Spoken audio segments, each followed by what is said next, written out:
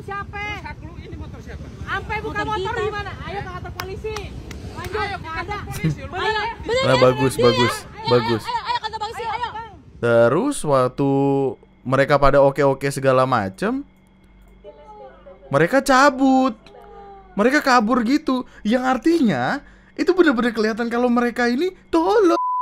Yang menyebalkan adalah adanya orang-orang caper kayak mas-mas ini. Lu lihat coba dia. Nah, dia manggung kagak, kru bukan. Dia ngambil stick drum, dibagi-bagiin ke orang-orang seolah-olah dia penting. Lah, yang paling komedi di antara itu semua adalah Haikal. Haikal. Mak lu nonton, Kal. Kagak gua sensor, Kal. Mampus lu. Ini adalah komedi paling komedi karena apa? Jadi kan runutannya panjang gitu kayak dia. Nanti gue jelasin deh. Tapi intinya ada orang nge-tag gua. Terus dia tiba-tiba reply, "Saya belum siap masuk TNM." Ya Allah.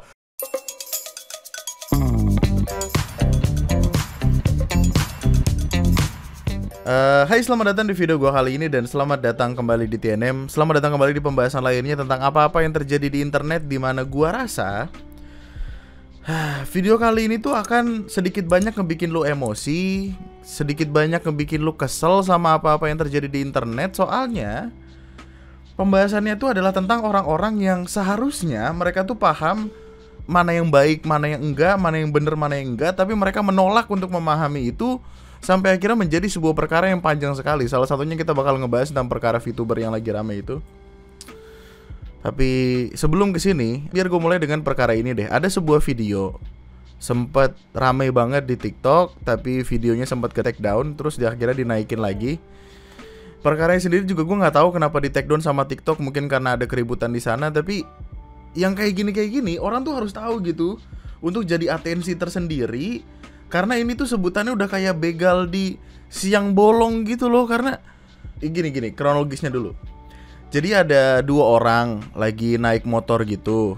Tiba-tiba diberhentiin dengan alasan motor ini katanya belum lunas. Terus kayak seolah-olah pengen ditarik semacam debt collector gitu. Videonya pertama kali dinaikin sama ini, Jakarta Redigo.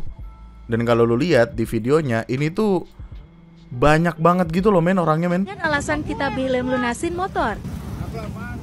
Apa hak gue? Mau ngapain, mau beli motor? Hak lu apaan? Ya hak lu apa? Bisa Lu ada izin nggak? Lu siapa berarti gue di sini? Lu ada izin nggak? Lu siapa, preman? Langsung berantem. Hah? Jagoan lo? Hah? PT mana lo? PT Victoria Tanki Indonesia siapa lo? Udah belum? Rekamnya. PT apa dia tadi? PT Victoria Indonesia. Dia tuh kayak ngelihat baju gitu loh. Kayak ngelihat baju dari salah satu orang itu. PT Victoria tuh bidang apa? Perusahaan kosmetik, perlengkapan mandi. Hah? Apa sih?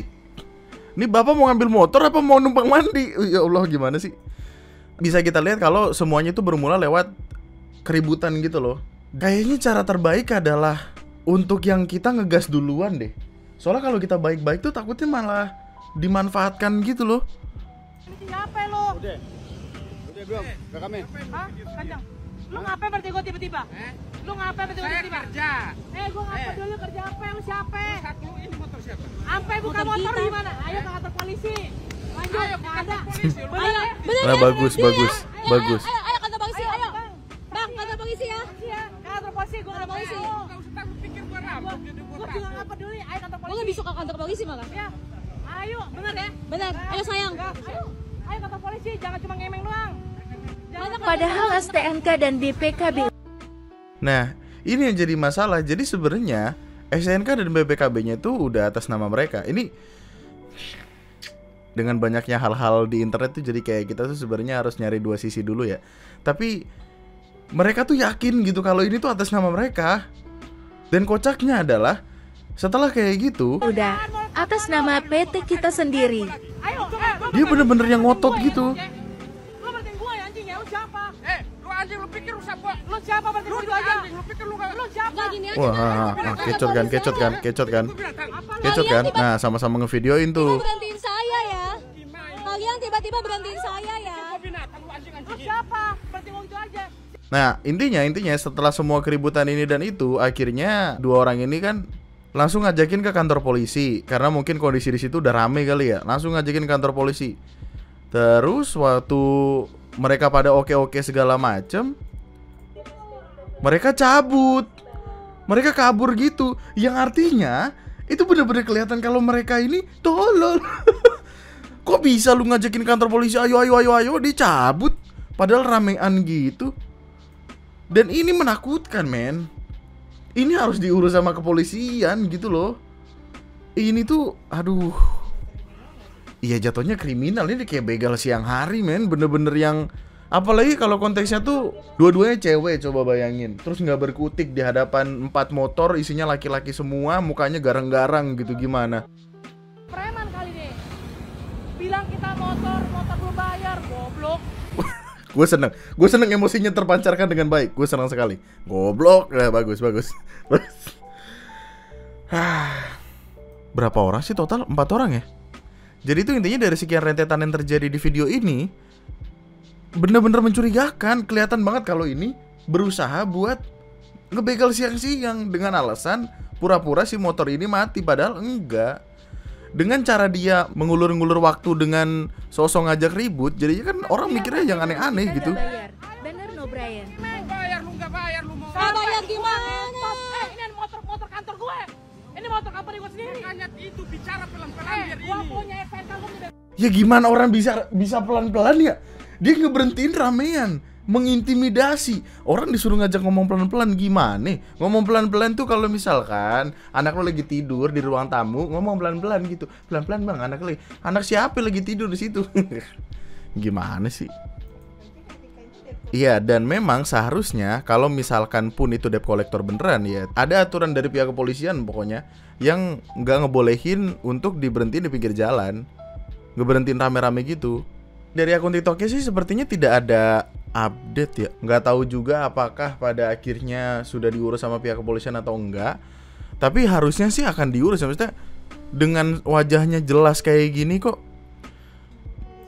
Ada salah satu reply gitu ngasih informasi yang mana gue nggak tahu informasinya bener atau enggak ya. Tapi kalau ini informasinya bener, ini akan jadi makin komedi, men. Ada yang bilang mirip yang ngaku-ngaku polisi di daerah Jakarta Utara, nangkep orang biasa dibilangnya begal, jaketnya sama persis. Nah, jadi kayak kalau misalkan ini kriminal, bisa banget gak sih ditangkep? Bisa lah. Maksudnya nangkep yang bikin video esek-esek mukanya di blur aja ketahuan kok. Maksudnya yang kayak gini enggak, pasti bisa lah. Ada yang bilang matanya kayak telur puyuh, ya Allah. Gua nggak tahu ya, lu tahu perkara ini atau enggak, tapi scriptwriter gue udah nyari kejadian yang kurang lebihnya sama. Sempat ada berita beberapa waktu lalu di bulan Mei, ada mantan pegawai leasing mimpin sebuah kelompok begal bermodus debt collector di Banten. Jadi mereka tuh modusnya pura-pura jadi pegawai leasing yang bertugas menarik kendaraan bermasalah.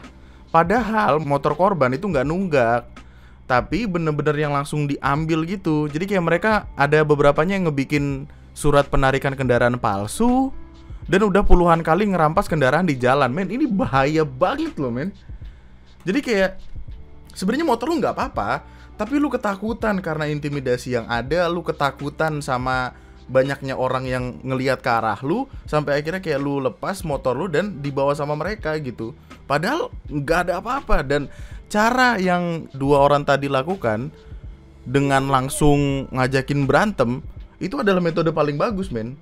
Ngajakin berantem, nyalain HP, rekam di kamera, terus tanya, ayo ke kantor polisi.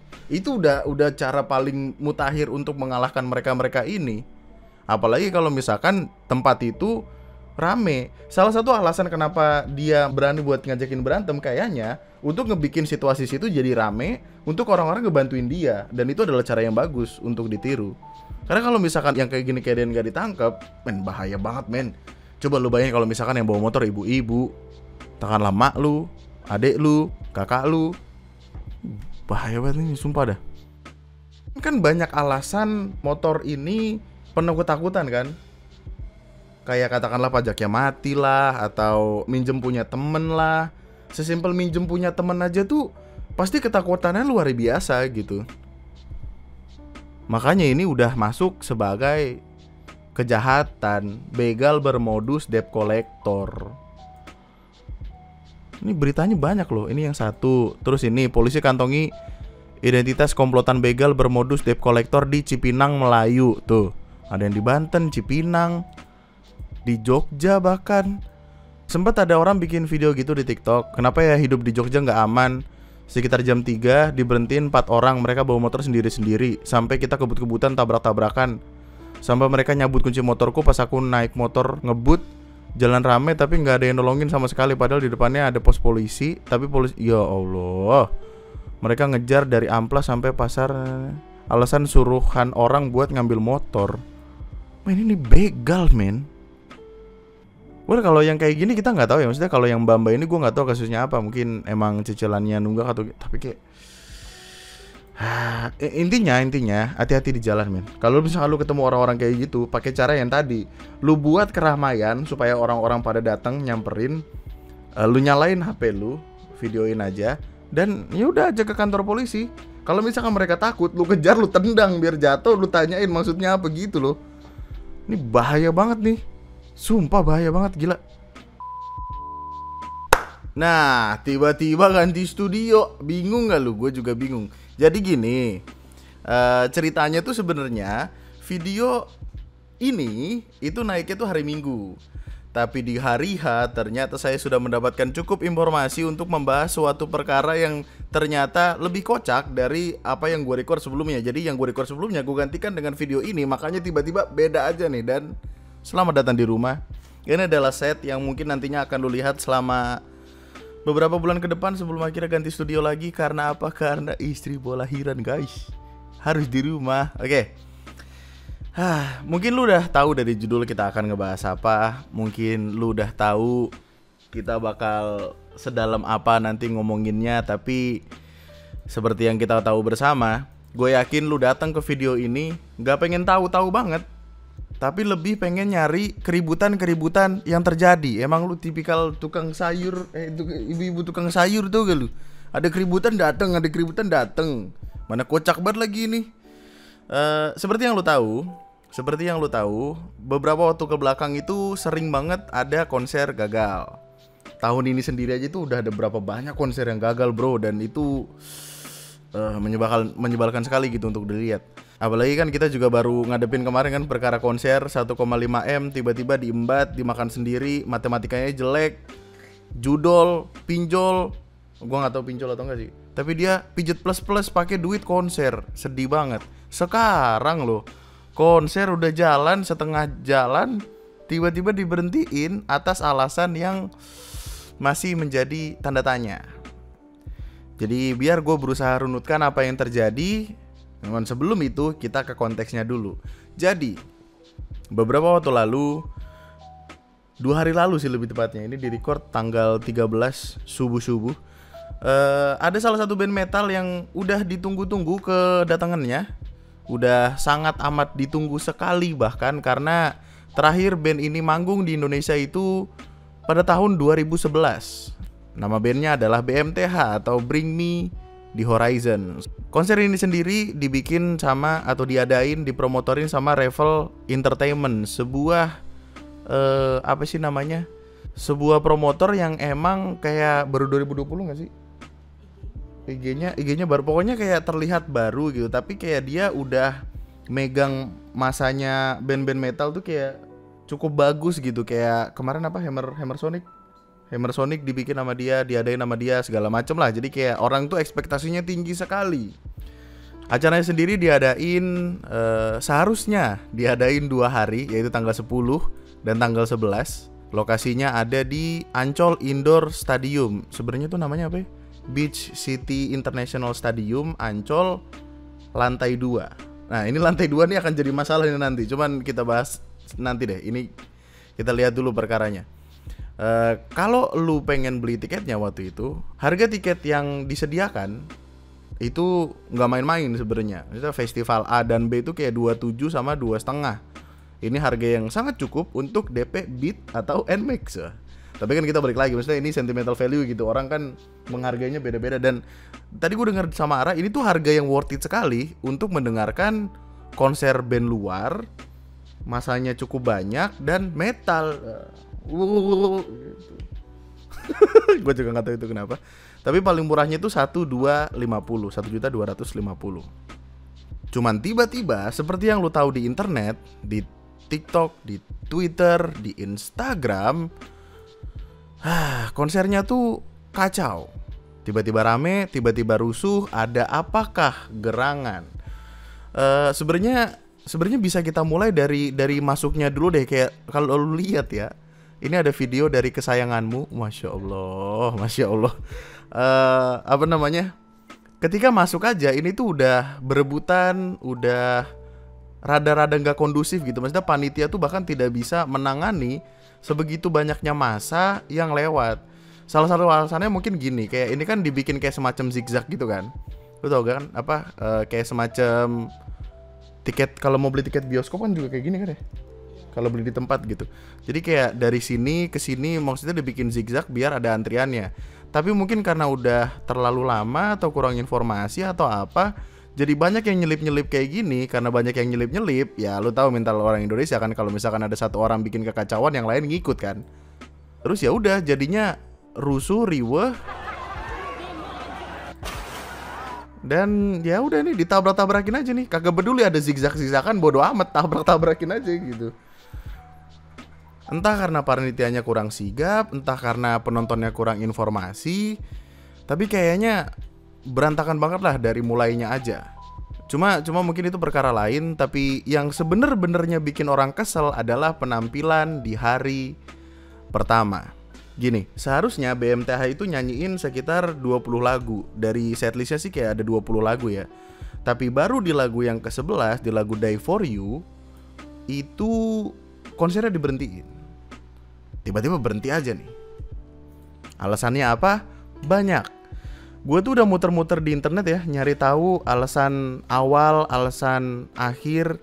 Tapi kalau dirunutin, pertama alasannya adalah karena soundnya mati. Soundnya mati, jelek, nge-freeze gitu-gitu kan.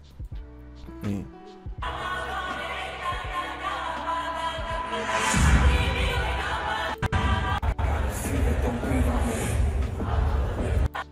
Nih di sini soundnya tuh kayak tiba-tiba nge-freeze nggak nyala gitu.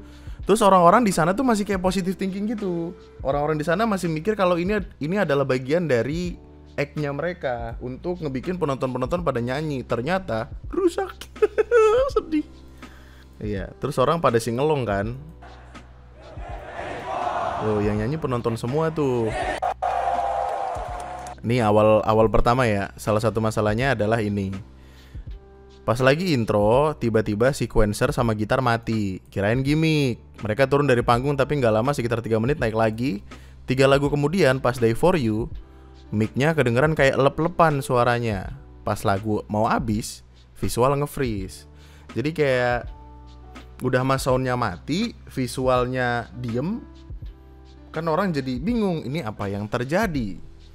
Terus ada informasi lain juga yang gua dapet, ada penonton yang pingsan karena kondisi ruangan itu terlalu panas. Makanya diberhentiin dulu supaya bisa diurusin sama medik, tapi mediknya nggak bisa masuk gara-gara terlalu padat.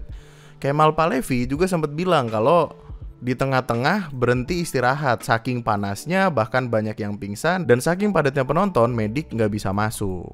Nah, salah satu masalahnya itu dijelasin sama Uriele ini. Jadi kayak katanya boleh bawa rokok, makanya ngebul banget asap di indoor, oksigen makin nipis, dan itulah alasan kenapa panas, alasan banyak orang yang pingsan gitu-gitu.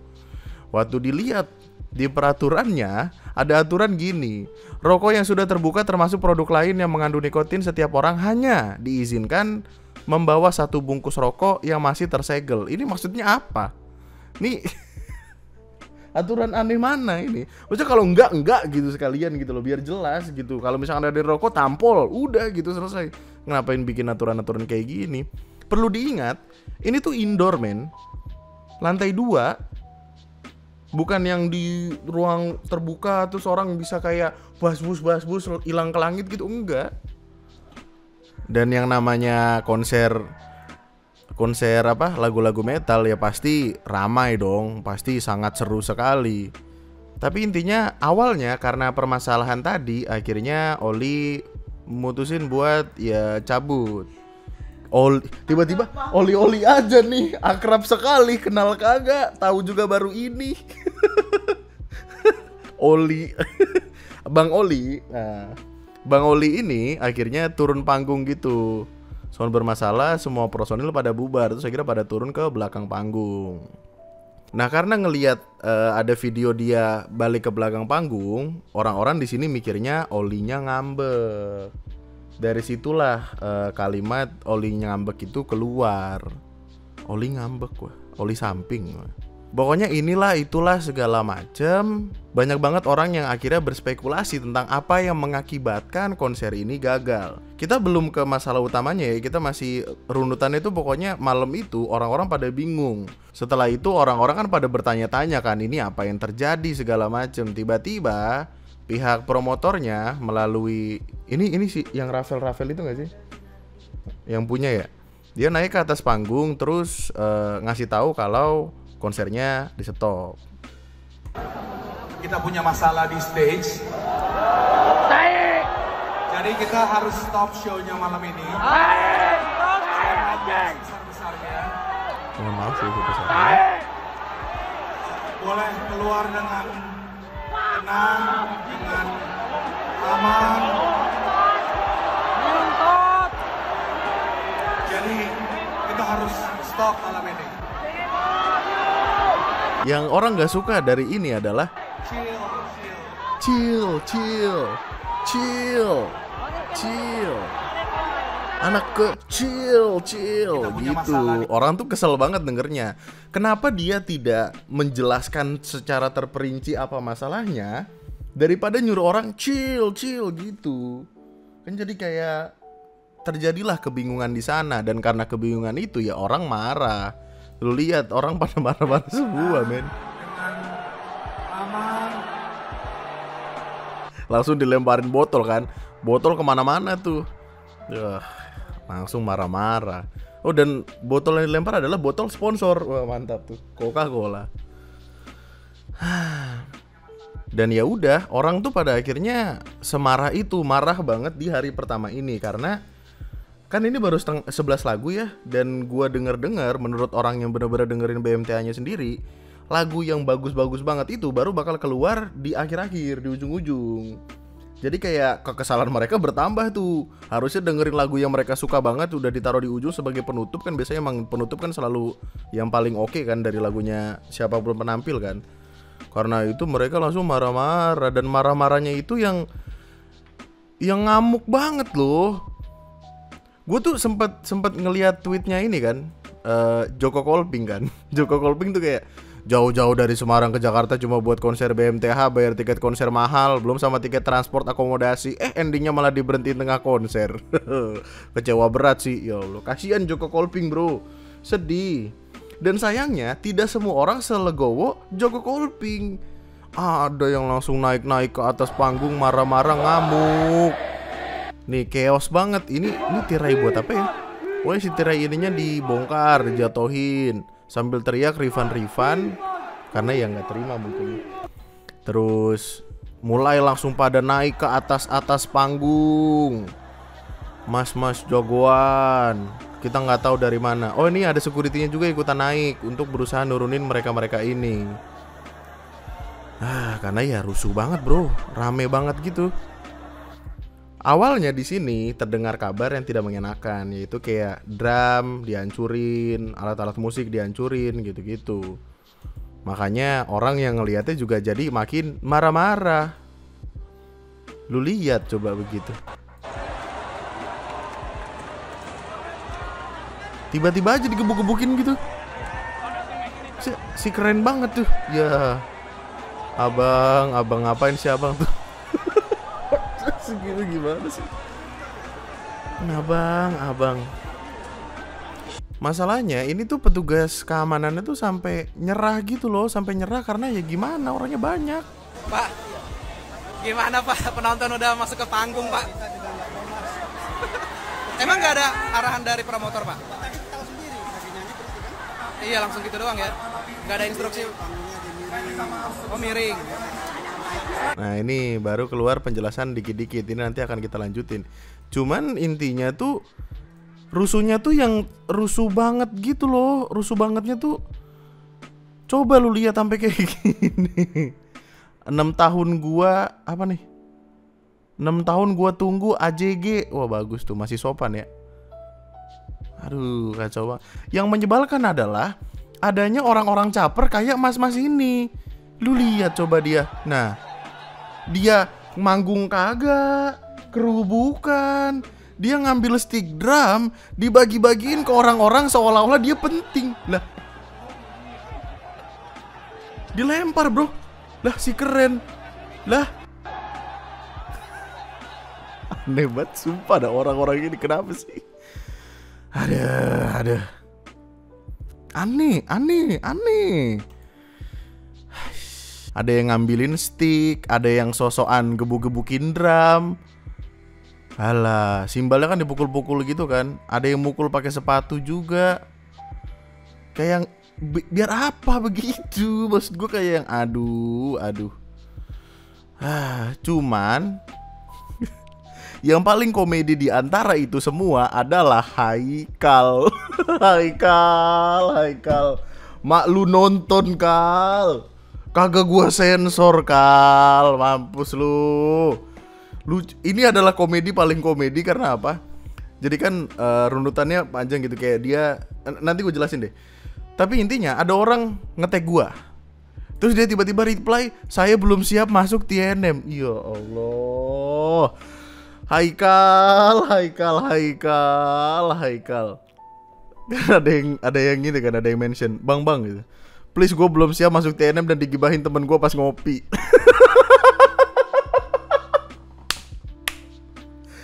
Kal, lu udah tahu, gue nggak tahu dia nontonin gue atau enggak ya. Tapi kalau at least dia tahu channel ini kayak apa, kan harusnya dia berhati-hati dengan apapun yang ada di internet. Haikal, masya Allah, Haikal. Nih sebentar ya, kita geser dulu ke Haikal bentar nih. Soalnya ini rada kocak dan musingin perkaranya.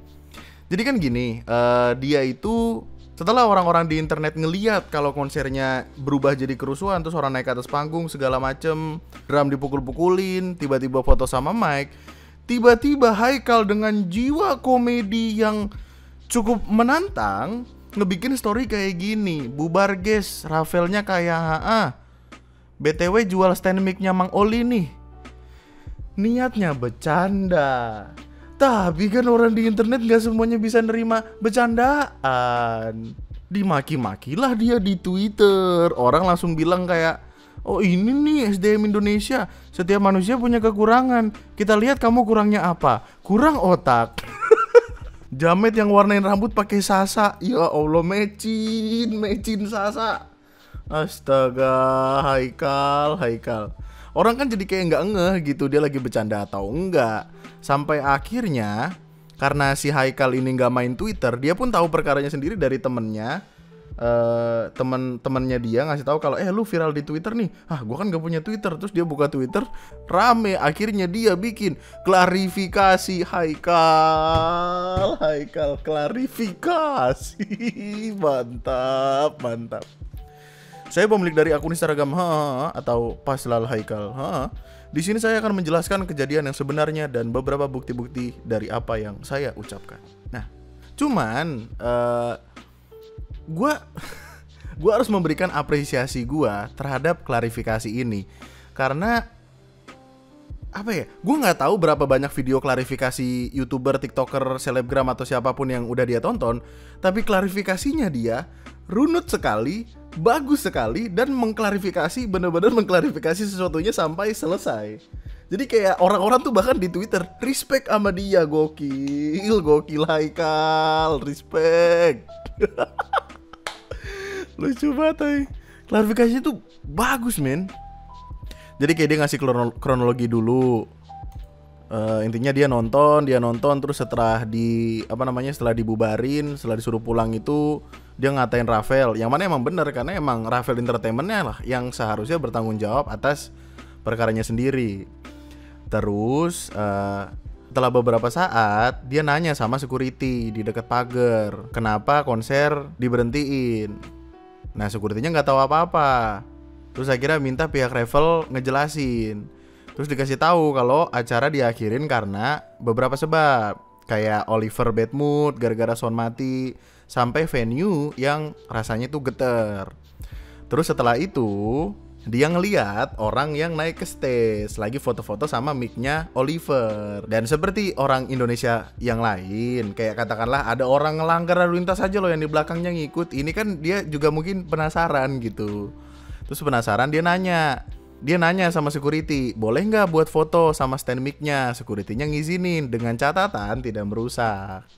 Terus akhirnya foto terus turun, ngupload story, komedi gitu, dan akhirnya rame. Waktu nyampe rumah tidur, pagi-pagi bangun liat notif IG rame, dimaki-maki orang. Ya udahlah begitu. Terus akhirnya dia juga di sini ngejelasin kalau stand mic-nya tuh sebenarnya nggak hilang. Dia sampai DM pihak promotor apa pihak siapa sih ini? Terus Mustika ini juga berusaha ngejelasin kayak jangan kebawa isu guys, dia mah cuma foto doang, udah dapat info stand mic aman. Nah, udah stand mic aman. Jadi kayak dia intinya berusaha mengklarifikasi itu. Enggak kok, gua nggak ngambil gitu loh.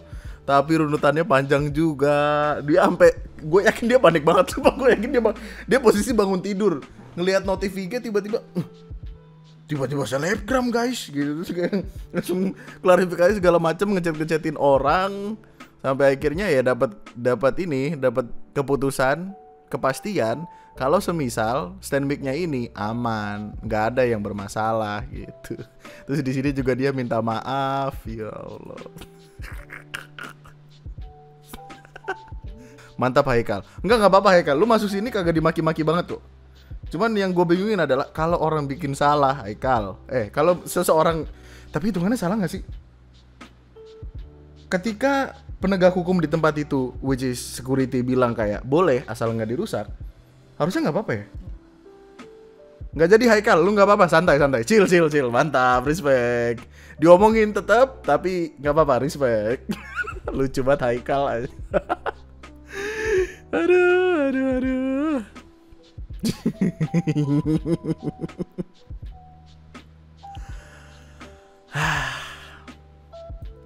Kapan lagi lu dimaki-maki orang di internet gara-gara selfie? Ya Allah, Haikal. Dan dia intinya begitu, barang-barang dari BMTH itu yang gede-gedenya sebenarnya aman, tapi yang kecil-kecilnya pada hilang. Kayak salah satunya stick drum yang dibagi-bagiin kayaknya sama astaga, sama bocah ini. Gue kagak tahu dia siapa, gue kagak tahu dia ngapain, gue kagak tahu apa yang dia lakukan, tapi cukup ngelihat itu aneh. Dan kayaknya tuh ini kayak ada 2 set nggak sih? Jadi kayak ada 4 stick drum gitu, 1 dikasih ke orang, 1 dilempar, dia masih megang 2. 3 dibagiin, terus dia masih megang 2. Dia pengen dia bawa gitu, jadi kayak udah ya gitu, pengen dia bawa. Gue nggak tahu dia siapa, tapi aneh. Nah cuman permasalahannya adalah, jadi kan sebelum BMTH ini tampil ada openernya itu namanya I Prevail itu nih, I Prevail Band. Ketika stand mic BMTH aman, drumnya BMTH aman, nih seperti yang ditulisin di sini, my drums are okay. Alat-alatnya I Prevail itu tuh kayak diambil-ambilin gitu. Yang kena jarahan simbalnya I Prevail katanya, belum tahu infonya gimana. Oke. Di sini nggak ada konteks kenanya tuh, nggak ada konteks ini ya. Ini kita nggak tahu pasti apakah yang I Prevail tuh hilang atau enggak gitu. Apakah cuma dirusak atau apa? Cuman ya intinya siapapun yang melakukan itu consider kriminal nggak sih? Kalau diambil pencurian, kalau dirusak ya perusakan properti. Alah. Orang asal lu tahu ya, ini kan I Prevail ini kan opener. Salah satu krunya bahkan sampai ngeluarin kalimat kayak gini di story-nya. Awalnya kan ada orang nge-tweet, dia nyalahin BMTH-nya karena kan kayak nggak diselesain. Jadi dia marah ke BMTH. Si Christian Skirmon ini Gua nggak tahu dia kru atau pemainnya I Prevail, kayaknya sih kru ya yang ngurusin gitar segala macem. Dia bilang kayak enggak, lu salah, yang jadi problem itu lu.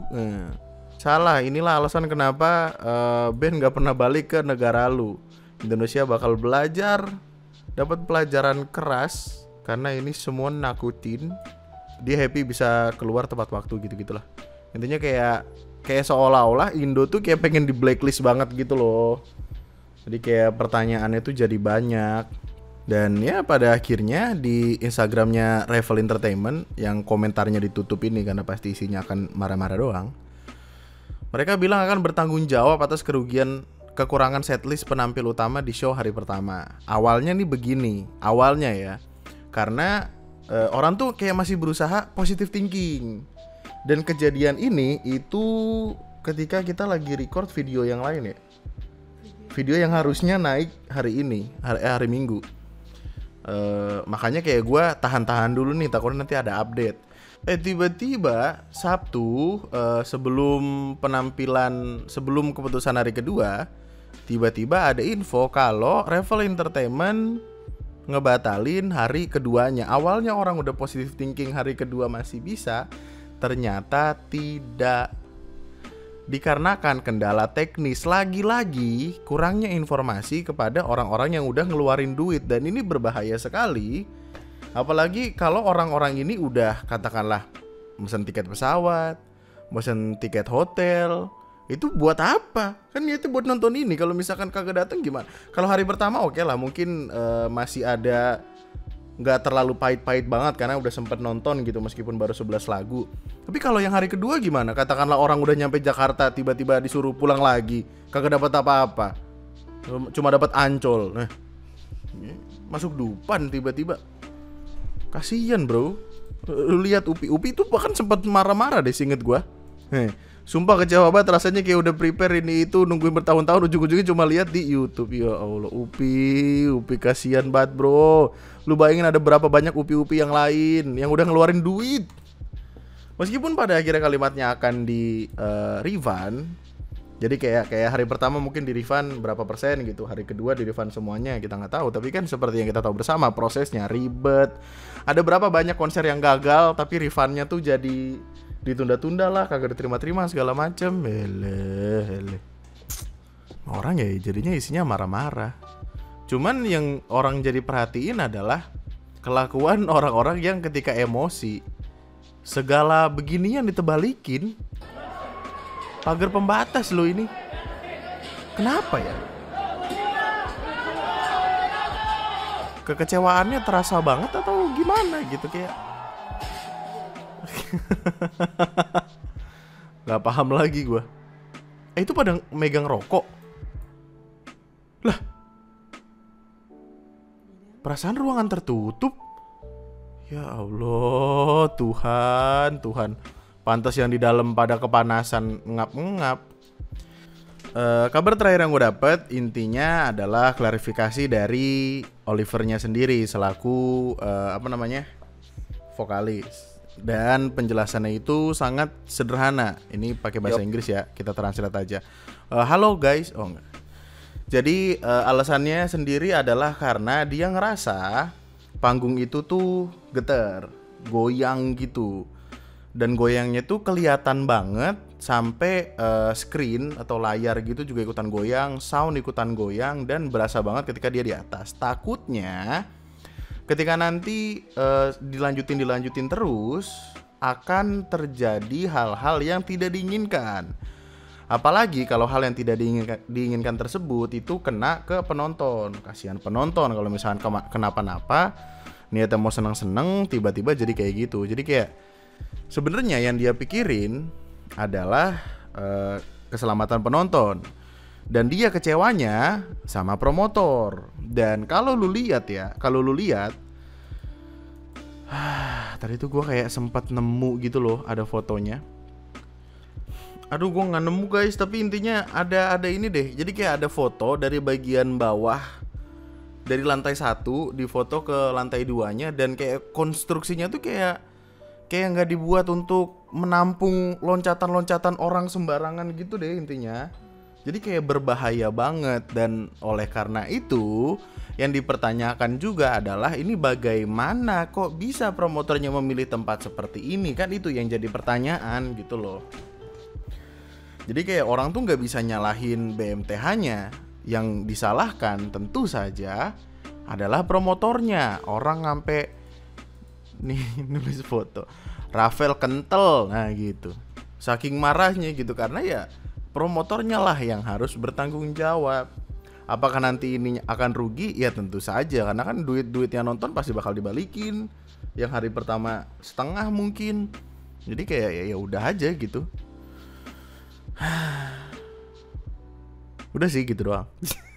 Jadi runutannya tuh gitu kayak masalah dari awal sampai penutupannya. Penutupannya sederhana, untuk menghindari hal-hal yang tidak diinginkan, di mana penjelasan itu seharusnya keluar dari promotor, bukan dari si Olivernya sendiri.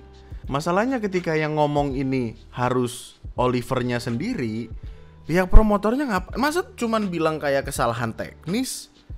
Kesalahan teknis kan bisa berupa apa aja gitu, dijelaskan dan dijabarkan ketakutannya apa gitu loh. Kalau kayak gitu ceritanya orang sama-sama nggak tahu kan jadi kerusuhan kayak gitu. Kecuali kalau misalkan dia bilang dari awal kayak, oh maaf guys ternyata panggung kita nggak safety, ini ada getaran-getaran, takutnya kenapa-napa, takutnya lu juga kenapa-napa, ayo kita balik mundur secara teratur, nanti duit lu gue ganti. Kan selesai gitu loh, daripada chill. Buset. Ya gitu. Kasihan ngelihat segitu banyaknya orang lagi pada kepusingan, lagi pada bingung sama duitnya, lagi pengen happy tapi nggak jadi. Ketidakprofesionalan yang menghancurkan ini semua. Ini sempat ada kalimat dari Ngasal, wow. Dari pihak penyelenggara nggak tegas, pas check-in tiket dituliskan harus menunjukkan identitas asli tapi nggak dicek samsek. Masuk venue cuma ditanya doang, nggak bener-bener dicek gelang yang kita pakai sesuai atau enggak. Jadinya banyak penyusup. Wow. Sekeos apa? D1 belum masuk antrian, dipisah cewek cowok. Pas ke depan panitia yang katanya tim Rafael harus nunjukin KTP, ternyata tidak. Ya, ini dari sini aja udah jelas gitu kalau manajemennya tidak jelas. Udah jelas kalau manajemennya tidak jelas. Wow. Antrian pas mau masuk stadium parah kacaunya, penonton semua nyalakan antrian tapi penjaga dikit banget, kayak niat nggak niat. Wah. Padahal salah satu konser yang emang harus bener-bener dijaga banget itu kan konser band metal gitu loh. Oke, karena kan pasti banyak risikonya gitu. Pas masuk stadium nggak jelas, nggak ada pengecekan buat masing-masing penonton. Ini beneran festival A, festival B, cat 1, 2, 3 atau enggak? Festival A langsung membludak lah. Kalau semuanya ada di festival A gimana ceritanya? Halah. Poster segede gaban tertulis nggak boleh bawa rokok, banyak yang ngerokok di dalam. Petugas nggak ngecek semua, cuma dapat beberapa doang, jadi banyak asap rokok, vape dan pot. Padahal katanya nggak boleh bawa tuh pot dan vape, yaitu karena pengecekan aja nggak jelas. Ya, dari I Prevail soundnya agak kacau. Dalam festival A penonton semua egois, nggak ada yang mau ngalah, mundur geser gitu, lebih milih jadi ikan pepes semua di bagian depan. Nah, BMTH main udah kayak gempa, AC di stage atau depan stage itu nggak nyala, atau emang nggak berasa gitu anjir, gua aja pas ke bagian depan kepanasan, ya Allah. Oh, iya kali ada kemungkinan Oli cabut karena kepanasan juga nggak sih? Yang parah banget, HP manajer BMTH hilang. Lah, bayangin aja tim artisnya yang kehilangan barang.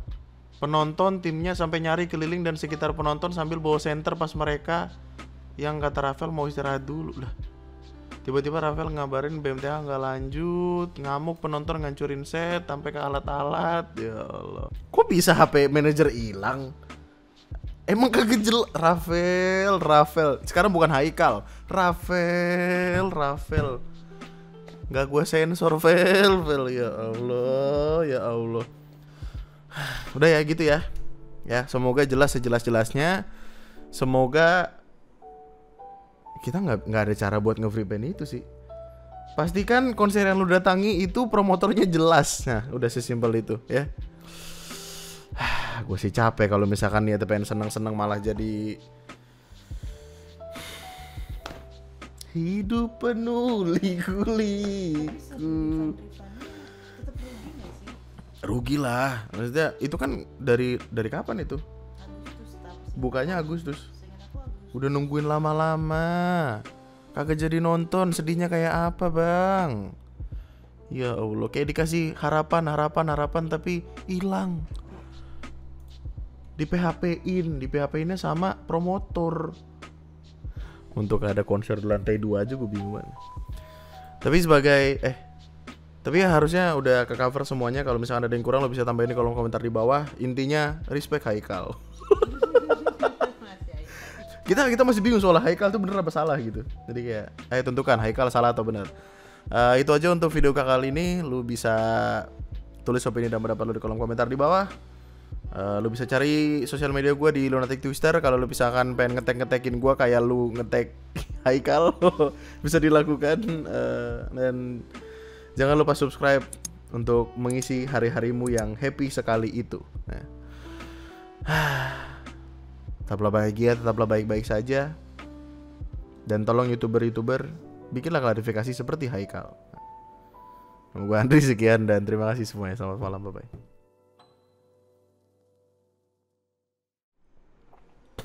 Oh iya ya, apa jangan-jangan Haikal itu punya admin bro? Jadi dia tuh punya apa sih namanya? Kalau kan ada presiden tuh punya ini kan apa? Jubir, bukan jubir, yang ngurusin anak muda. Khairul Tanjung anaknya. Putri Tanjung itunya apa? Staf kepresidenan. Haikal punya staf kepresidenan. Oh, Haikal punya staf kehaikalan. Mampang gue pengen mantep tama. Bacet. Haikal kalau nonton video ini komen dah Kal. Lu udah diomongin di warung kopi belum? Bye-bye, cabut, thank you semua.